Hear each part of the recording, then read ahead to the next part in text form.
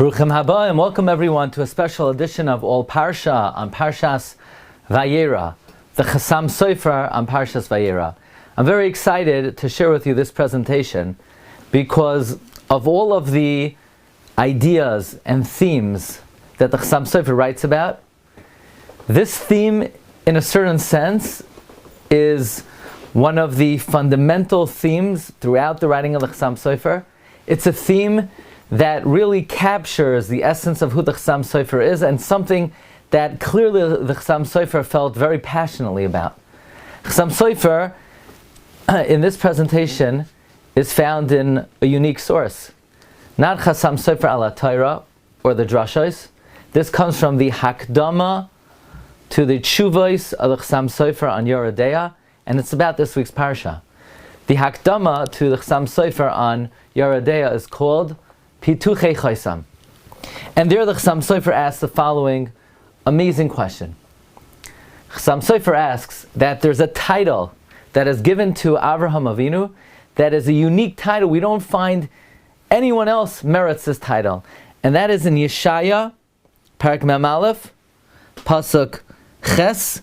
Avraham Avinu is called Avraham Oihavi, Avraham who loves me. Very interesting. Avraham is considered one who loves Hashem or beloved of Hashem.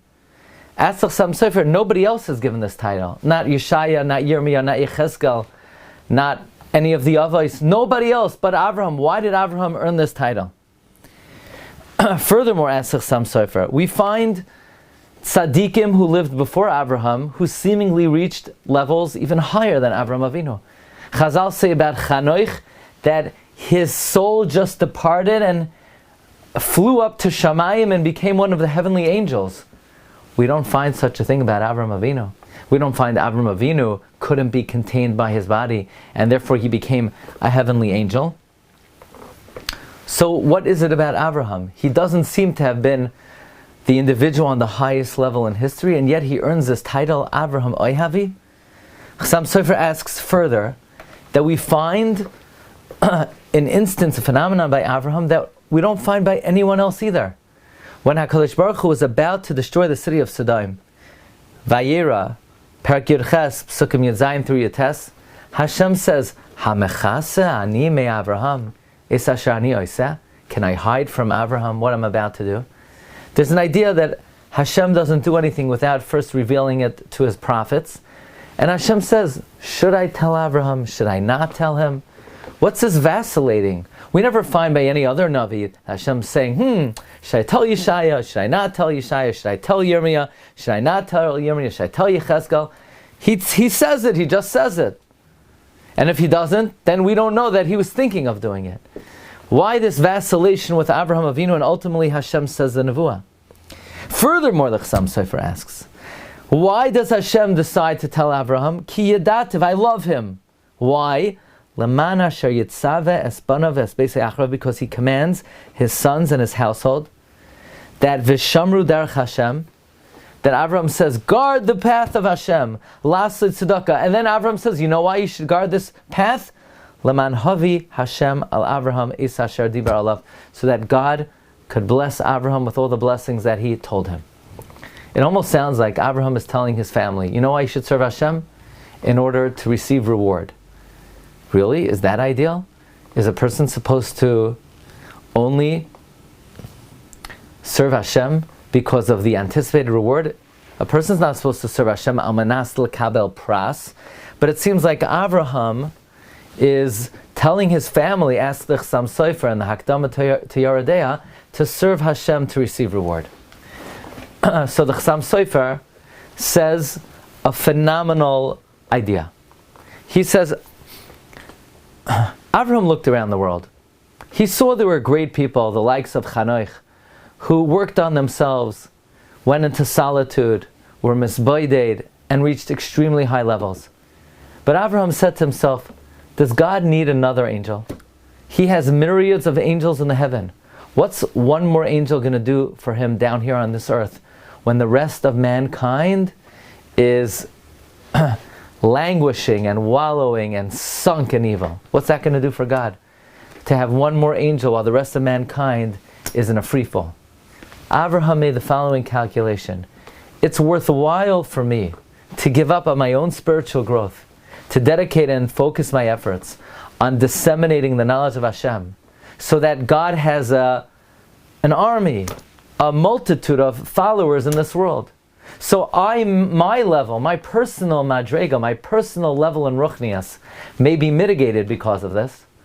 But for the sake of heaven, for the sake of Hashem, because I love Hashem, and I'm thinking to myself, maybe it's not in my best interest, but it's in Hashem's best interest. So out of love for God, Avraham gave up of his own spirituality, and he went out and he taught Torah to the masses, and he brought myriads of people back to Emunah b'Hashem. And says Chasam Sofer, what do you think Avraham taught the people? You think he taught them on an extremely high level? He had to start with the basics. He had to start by saying, serve God to receive reward. That's how Avraham taught. Amanas l'kabel pras. Certainly he could have given a shiur on a very high level. But what would a small group of devotees of HaKadosh Baruch Hu do when the rest of mankind is sunk in evil? So Avraham gave up of his own spiritual growth. He said, I could be like Chanoich, but out of my love for Hashem, I'll give up my spiritual growth for the sake of HaKadosh Baruch Hu. That's why Avraham taught, Laman havi Hashem al Avraham eis asher diber alav. Therefore, says Chasam Sofer, Avraham personally was not on such a high level of ruchnias, relative perhaps to other Nevi'im. He did not even reach the requisite level to receive prophecy. So God says, maybe I shouldn't tell him the nevuah. There's certain requirements necessary to meet in order to receive prophecy. Maybe I shouldn't tell him the prophecy. But Hashem says, Hamachasa ani me Avraham. Could I hide it from him? The reason he's not on the level is because he's giving up of himself and giving up of his spirituality and his spiritual growth for the sake of teaching the multitude. So because he gave up of himself, because he loves me, I'm going to tell him anyway. That is why, says Chasam Sofer, Avraham earned the title no one in history earned. Oy havi, he loves me. And because he loves me, he will not lose out. Says Chasam Sofer, from here we learn a great principle. When someone gives up of their personal spiritual growth to help others, not only will they help others, not only does that show their love for Hashem, Hashem will gift them with that spiritual level that they would have been able to achieve had they worked on themselves. Amazingly, the Netziv in the Hamek Davar says that this Chasam Sofer can answer a very difficult Rashi. Rashi tells us that when Hashem told Abraham, Kol asher toimar elecha Sarah shma b'koila, Rashi says, listen to her, Ruach HaKodesh, Melamed, she'Avraham hayotafel l'Sarah b'nevuah. From here we see Avraham was secondary to Sarah in Nevuah, which the Netziv asks, that's impossible. Avraham had many prophecies in the Torah. God only spoke to Sarah one time in the Chumash. God said to Sarah, no, you laughed, ki tzachakt. That was the whole prophetic experience that Sarah ever had. So how could Sarah have been greater in prophecy? Says the Netziv, no. Nevuah does not mean prophecy here, it means Ruach HaKodesh.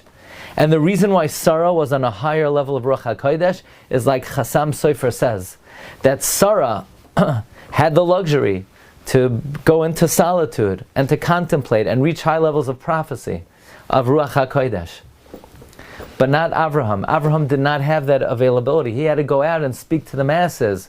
And when he spoke to them, he had to speak to them about mundane topics, what they're interested in, to cultivate a relationship with them. So technically speaking, Sarah was on a higher level of Ruach HaKodesh than Avraham. Not Nevuah, for we see God spoke to Avraham many more times, but on a higher level of Ruach HaKodesh. Says the Netziv that these words are explained based on the great teaching of the Chasam Sofer in his Hakdama. Says in Netziv, Devarim Ru'uyim Elav. These are words very fitting of the Chasam Sofer. I believe what the Netziv means is because who more than the Chasam Sofer gave up of himself for Klal Yisrael, for the Kehillah.